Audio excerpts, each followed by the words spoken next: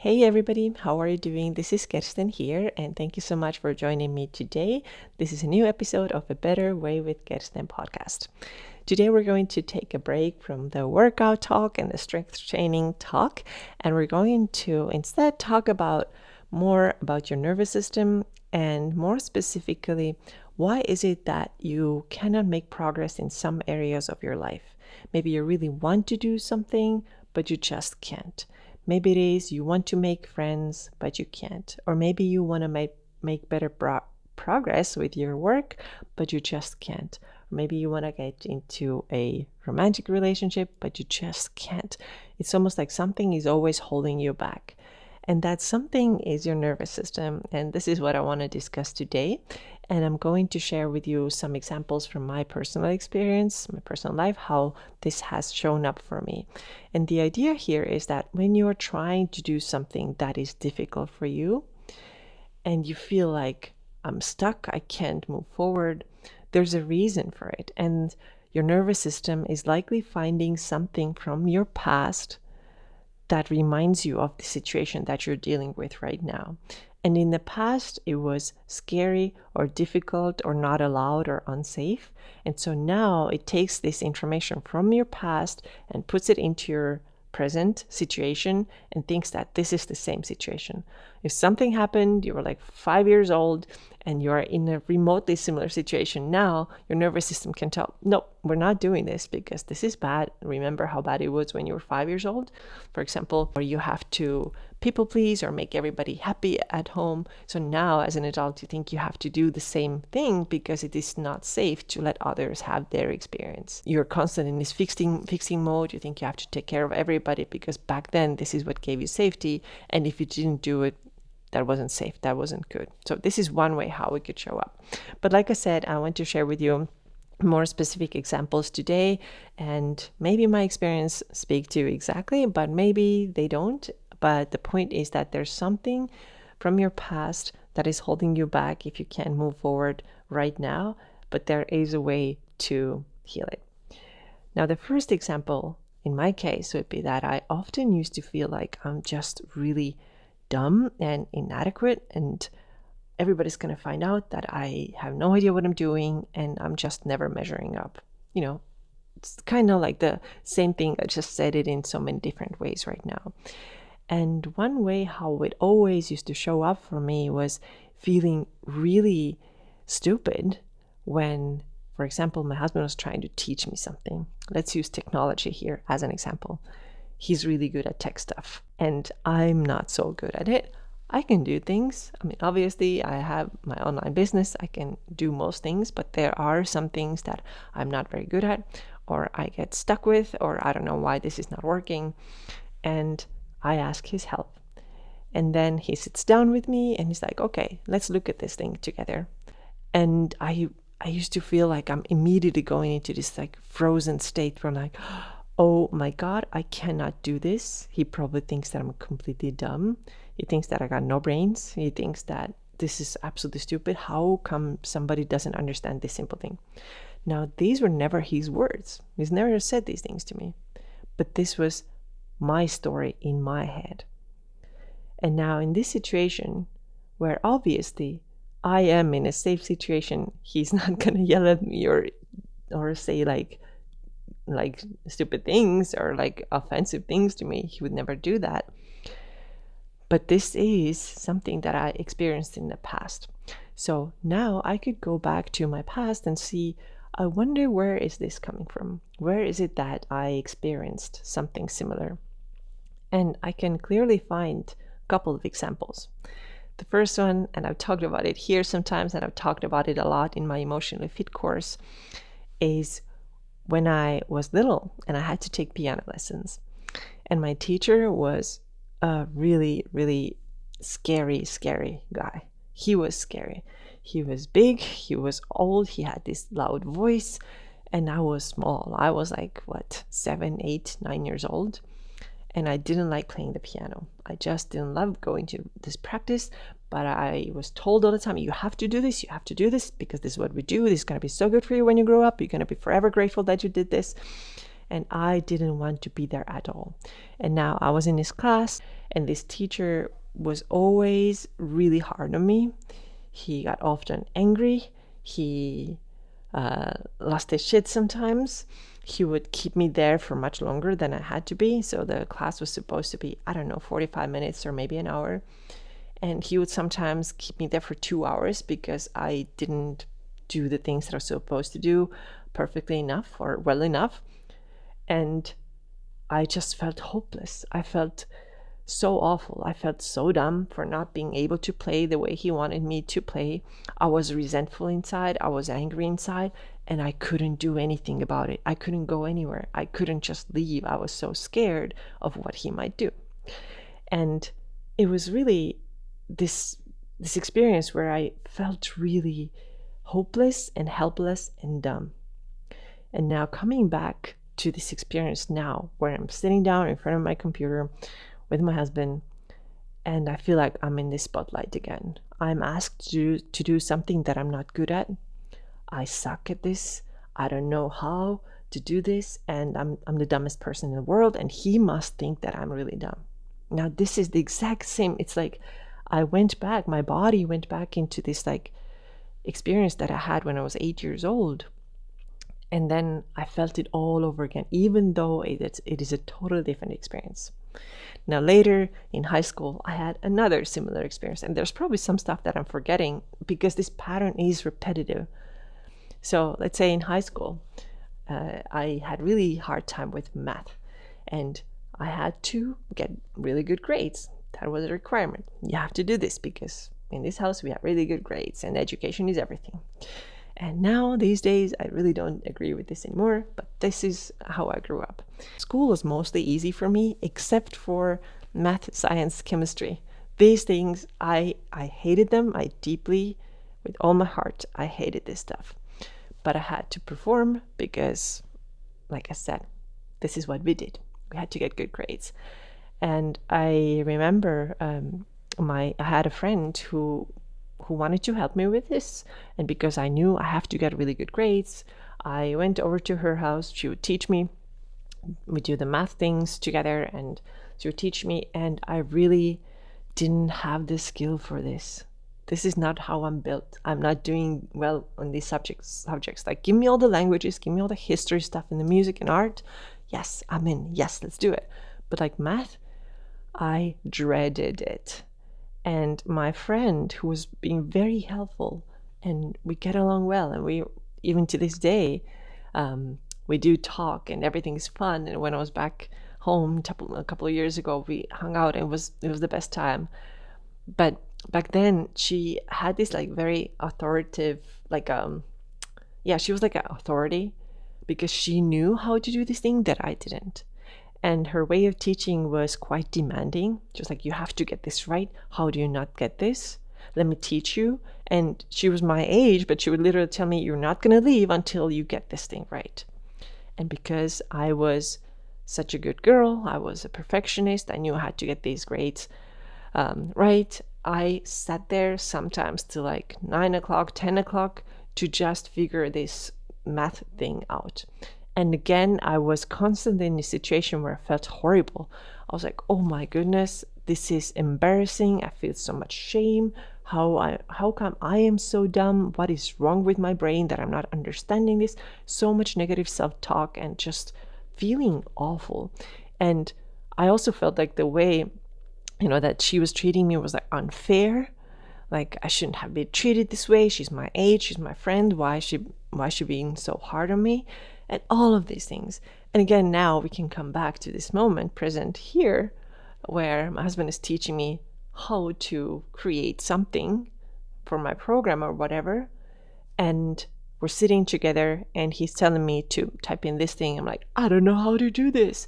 And all of a sudden, I go into this freeze mode where I'm feeling again like, I should know this. How come I don't know this? Oh my God, this is awful. I'm dumb. He thinks I'm dumb. I got no brains. Everybody thinks I'm a failure.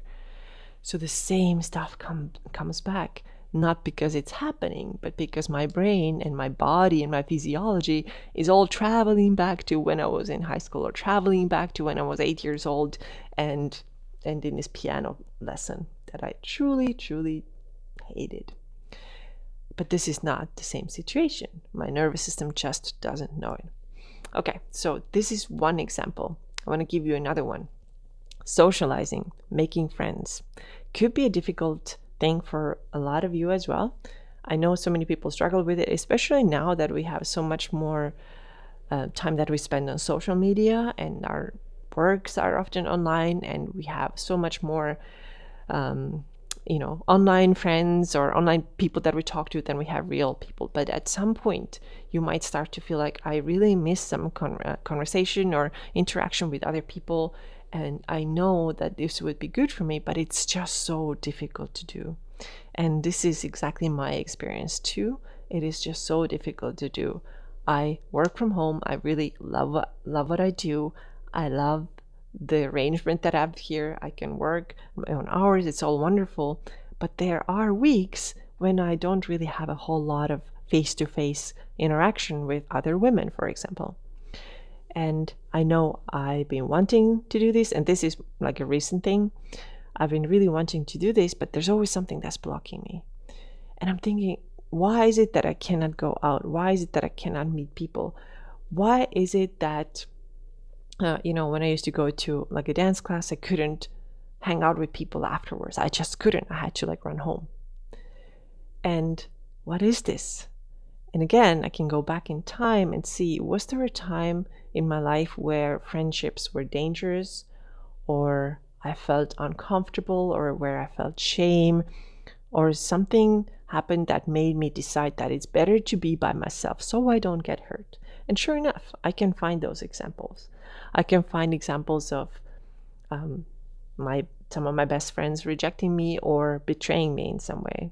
I can find examples of that. I can find examples of being bullied in middle school. Sure enough. So I don't want to go into details with these things, but let's just say that this stuff happened. And I remember these feelings of being left out. I can visually see being like a group of kids of my age. They're being over there in their group, looking at me, pointing at me, and then me feeling like, oh my God, I feel so ashamed. I feel so embarrassed. I would love to be a part of something, but obviously I cannot. And because they don't want me, they don't like me, they reject me. And this is now, again, coming back to here and now, me, like a 40-year-old now, is on some level feeling that making friends is dangerous. It's better to be by yourself, because then you cannot get hurt. And this is so interesting, isn't it? How the nervous system has like the database of absolutely everything that has happened in your life. And it goes back to all these little things that it has experienced.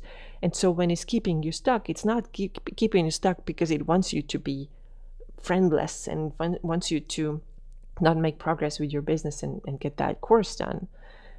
Your nervous system is not doing it because of these reasons, but your nervous system is doing it because it feels like it needs to protect you.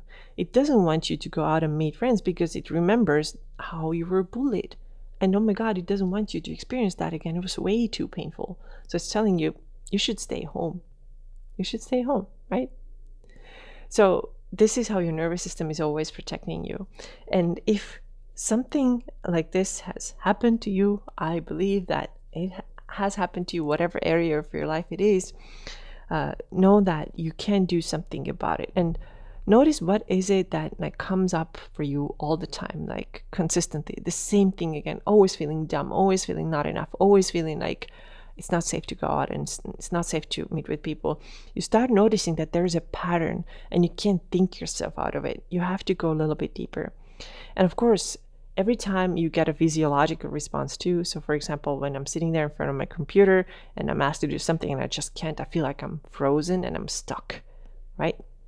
Or maybe I do go out with people, like I get over this fear and I feel my heart starts racing. So there's always a physiological response too that you can get that tells your nervous system that something here is not safe. So of course you can always use these regulation tools that I've talked about here. that regulate yourself through the body.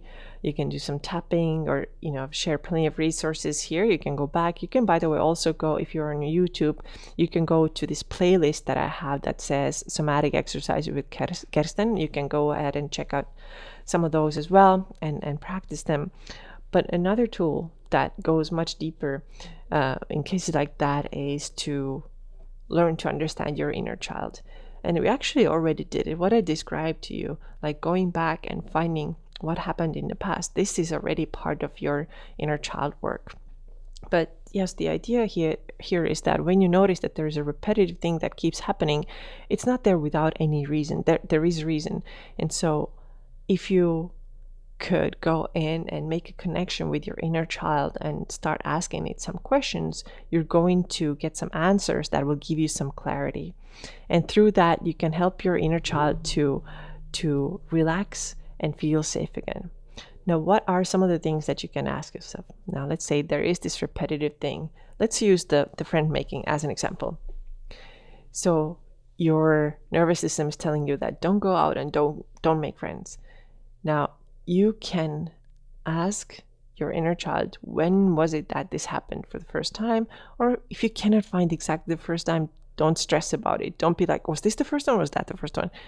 Just find like a similar experience that that happened a long time ago, very likely, and ask, what was that experience like? And you can also ask, how old were you, if she can tell you. But again, this is not a big thing to stress about. Like I said, my piano lessons, I think it was 7 or 8 or 9, I don't know, somewhere there, maybe 6, I don't know, but somewhere there. And then you can ask that inner child, like, what did you feel in this situation, right? So for example, with friends, like being rejected by a group of friends or betrayed by somebody, the inner child will very likely tell you that I felt so much shame. I felt like I want to cry. I felt like this is unfair. I think that I wasn't treated well. I had nobody to share this with. I just carried it in myself. Maybe this is what comes out of your inner child's mouth. This is what she's telling you. And these messages start coming when you are getting yourself to this like very calm state. You cannot like yell at your inner child, like, tell me what's up. So instead, you want to calm your system down, maybe do some regulation exercises, get into this feeling of ease and relaxation, and then have this conversation with this inner child. So now when you get this information that, yes, I felt this way, you can also ask this child, what was it that you wanted to feel in this moment? Or what did you want to happen? And you may get an answer, something like, I just wanted to feel heard. I wanted to have somebody to share this with. I wanted to feel loved. I wanted to be part of the group. I wanted to feel like I belong. And now, as an adult, when you're having this conversation with this inner child, you can literally offer her these things. You can let her know that I am here with you no matter what. I support you no matter what. I am your best friend no matter what. Even if something happened, even if they don't like you or they made fun of you, you are always worthy. And I love you, and you are amazing. You are such a kind heart. You are such a generous person. You are such a good person. And I really love you, and I just want all the best things for you. And I'm here to give you whatever I can, whatever would support you. And these are likely the words that the inner child wanted to hear back then. It didn't want to know that, okay, these kids said that they don't like you, that, they were not right. So the inner child needed to hear that she is good no matter what. She is enough no matter what. She is loved no matter what. And she needed to hear it, but maybe she never did. And so now, as an adult, you can tell her that stuff. You can tell her that stuff. And another thing that I find is helpful to let yourself know that what happened then is not what happens now. It can be very helpful because, like I said, the nervous system is stuck in the past. And so it is helpful for you to remind yourself that what happened then is not now. Now I am safe. This is not the same situation. And then what else is very helpful, and I think very important that you do in this situation too, is to show your nervous system that this stuff that you have been afraid of, it's not actually so scary if you take the small first step towards it. What is it? Something that you can do that's simple, that is a little bit outside of your comfort zone, but will still help you move forward. So in case of making friends, what would that be? Well, what I did, and this is something that I'm actually very proud of. Last week, I decided I'm going to post in my local area Facebook group. I'm going to ask if there's any women who would like to go out for a walk. And I said, hey guys, I work from home and I go out for walks a lot, and I would love to walk with somebody. Is anybody interested in going? And it was a little bit scary because I was like, oh my God, I'm putting myself out there. But I was like, hey, what happened then, back then is not what's happening now, right? I am worthy. I am a nice person. I'm a good, generous, kind person. And I want to meet other people. And I have to do this if I want to change this. How are you going to make a change if you're not changing anything? It's the same thing with strength training that I talked about so many times in the previous maybe 4 or 5 episodes. How are you getting stronger if you're not going to get started with it? So the same thing with social interactions. So I posted this on Facebook, and like 5, 6 women said that, yes, I want to go. Okay, cool. So eventually 3 ended up going, including myself. So there's 3 of us total.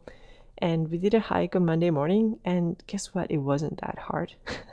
It wasn't that hard. Nobody was there, I was not back in like 8th grade where they were like, pointing fingers at me and telling me that and you're so weird. They didn't do that. They were super nice. They're super nice. So we did like a 3-mile hike. We talked about all kinds of things, discussed like life stuff, talked about traveling, talked about Arizona, talked about parents, talked about just normal things. And I don't mind if it doesn't necessarily have to be like we're like the closest friends ever. I just needed this evidence that this is fine. You're fine. You can go out. You can be friends. Not going to die, right? And I actually did it twice. I did it another time too. Like at the end of last week, I went out with another hiking group and made friends there, talked to people. Nobody was dangerous. Nobody was scary. Social interactions were totally fine. And now the goal is to keep going and keep doing this little by little, right? Every time I go out and I strengthen the muscle of resiliency, or like knowing that I am okay and getting the experience that this is truly okay. Now, maybe you don't want to do like big things like go to a party where there's like 200 people and everybody's like super extroverted and talking your ears off. Now, this might be a little too much, but why not start a smaller group where you can talk, but you don't have to be like in the middle of the attention, and it's like a good balanced interaction between the people who are in there, and just check it out, and also being okay if it doesn't work out. And again, how are you going to make a change if you're not changing anything about your behavior?